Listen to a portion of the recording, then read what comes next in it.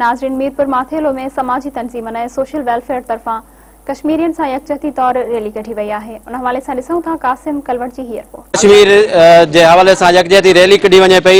अचो त हिन को वीचार वठूं, हिननि जो छा चवणु आहे। फेब्रुअरी जीअं सॼे पाकिस्तान में सॼी दुनिया में कश्मीरियुनि सां इज़हार यकजहती सां मल्हायो वञे थो। असां 4 फेब्रुअरी ते सोशल वेलफेयर डिपार्टमेंट, घोटकी, फ़िक्रो नज़र, डान स्कूल ऐं सिविल सोसाइटीज़, सहाफ़ी दोस्तनि गॾिजी करे यौम यकजहती कश्मीर मल्हायूं था। असां तव्हांजे तवसत सां इंडिया खे ॿुधाइणु चाहियूं था त असीं अफ़वाह जे पाकिस्तान सां गॾु आहियूं। अॼु असां क़ौमी यकजहती कश्मीर मल्हाए रहिया आहियूं। पाकिस्तान जो शुरू खां मौक़ो रहियो आहे, क़ाइद मोहम्मद ने फरमायो हो त कश्मीर जेको आहे पाकिस्तान जी शेरगाह। सो असां कश्मीर खां अलहदा थी नथा सघूं। कश्मीर असां खां जुदा न आहे।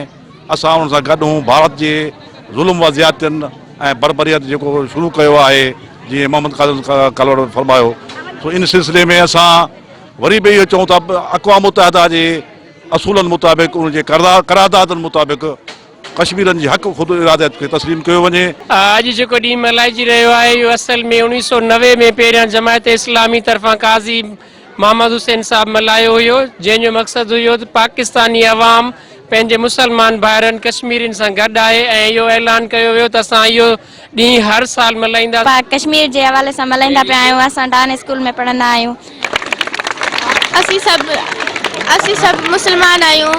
असीं इहो चाहियूं था त कश्मीर आज़ाद थे। हम ये चाहते हैं कि कश्मीर में जो भी जुल्म हो रहा है हम उनका बदला लेंगे और कश्मीर बनेगा पाकिस्तान। पाकिस्तान जिंदाबाद। पाकिस्तान जिंदाबाद। पाकिस्तान जिंदाबाद। पाकिस्तान का मतलब क्या? ला इलाहा इल्लल्लाह। पाकिस्तान का मतलब क्या? ला इलाहा इल्लल्लाह।